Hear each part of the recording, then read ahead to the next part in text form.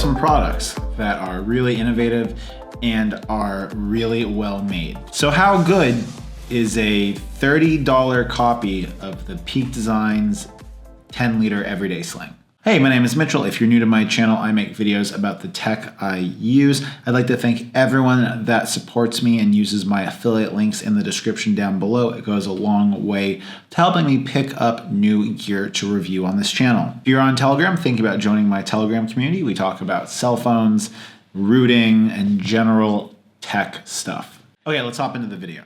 For reference, I've been using a Peak Designs 30-day every liter backpack for almost 2 years now. It's been holding up really, really great.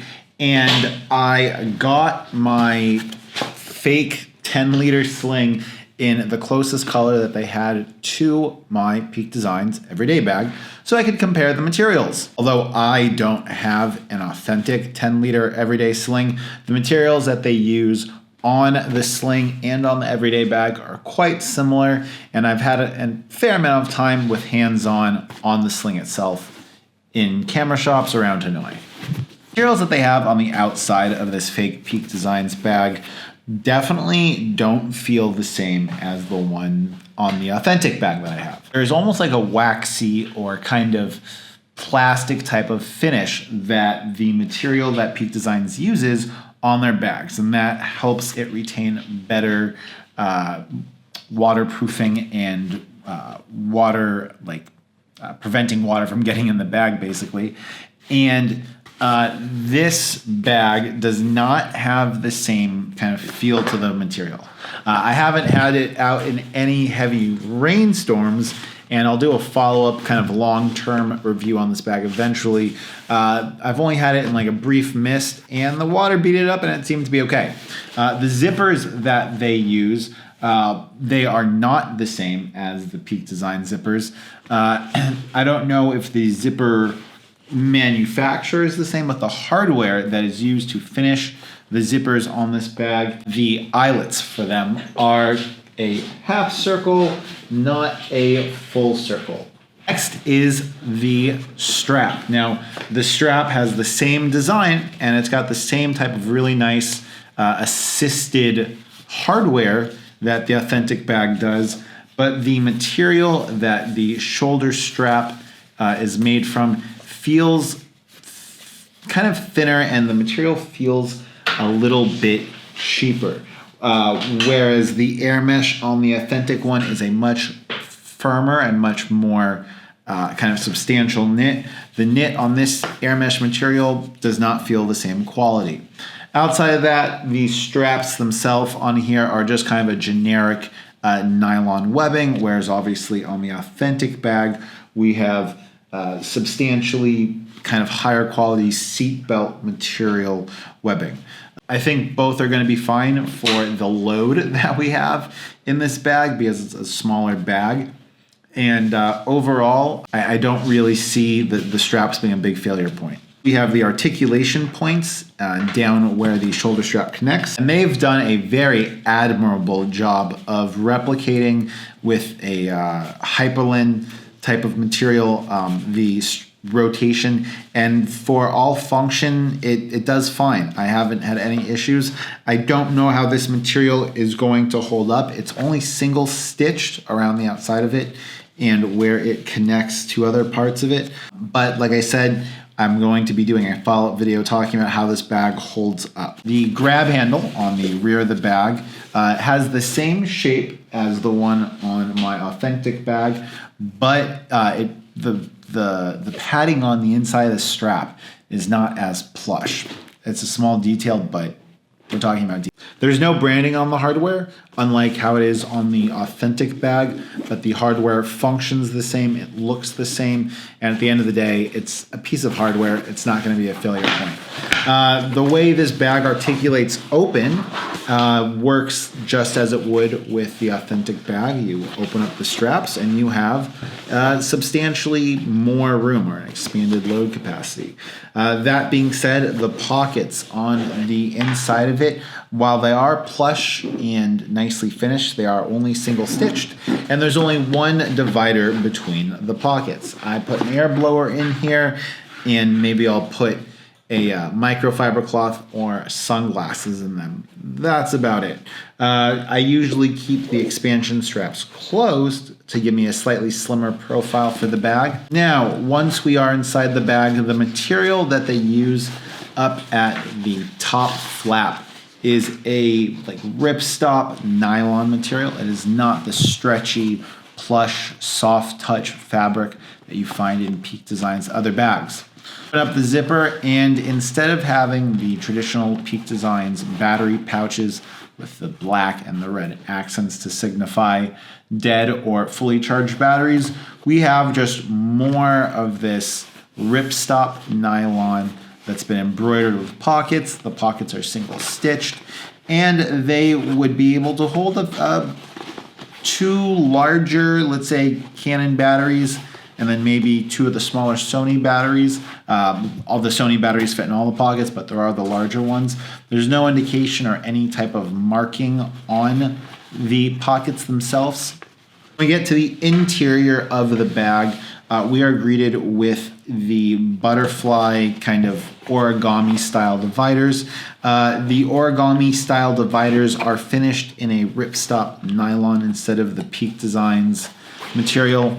This doesn't really bug me, as my Peak Designs material has already started to fray on the edges, and I don't think that these dividers would necessarily break down the same way. On the interior lining of the bag, we do have the soft touch material, which is not the same type of soft touch material we have in the Peak Designs bag.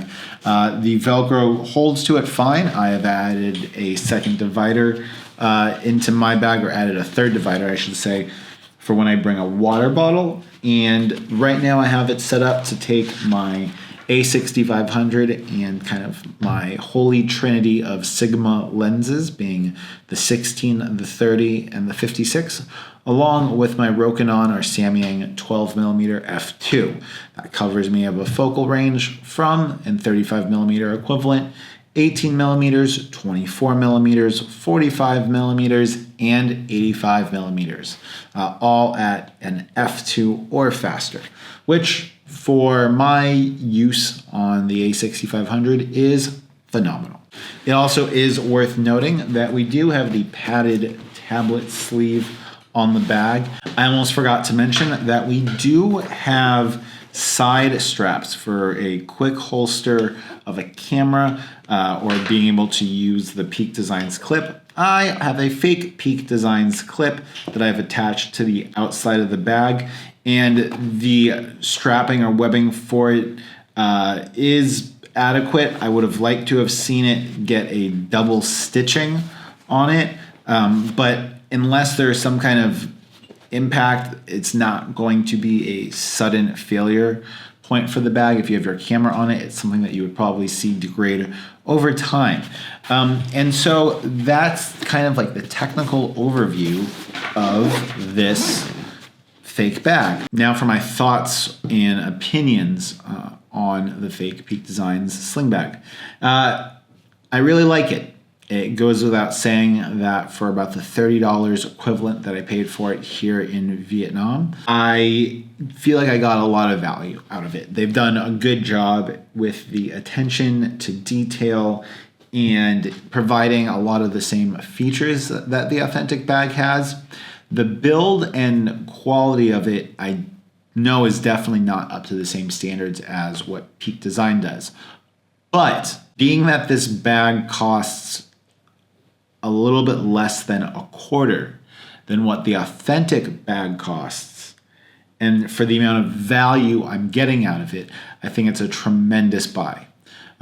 Moreover, with the size and layout of the bag, I don't see the need to necessarily have it be so overbuilt the same way you would with a backpack from them or their messenger bag.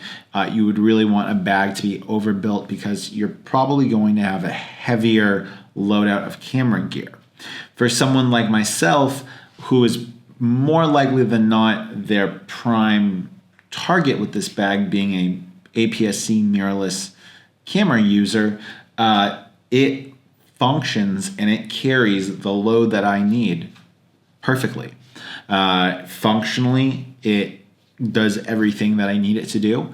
In regards to size and weight, it's never that heavy where I feel like the lack of build quality would put my gear necessarily in jeopardy. And overall, if you can find this bag wherever in the world you are, I'll leave a link and I'll do my best to find this. If you're not in Southeast Asia, I don't know if you could necessarily get your hands on this, but these bags are coming at some point in time. They are coming. And I think that the quality of it is decent. I wish it could be, I wish it was a little bit better if they were charging maybe $55, $60 for it. And the bag was, let's say, a 9.5 out of 10, whereas this is maybe an 8 out of 10 in regards to attention to detail and making it a perfect replica, then I would pay, an extra 40, 50% more because it is so much cheaper than the authentic thing. Ironically enough, Peak Design's authentic bags are made in Vietnam, and when I reach out to them for the warranty on my backpack, I'm going to see if I can go down to their factory and pick it up directly from them.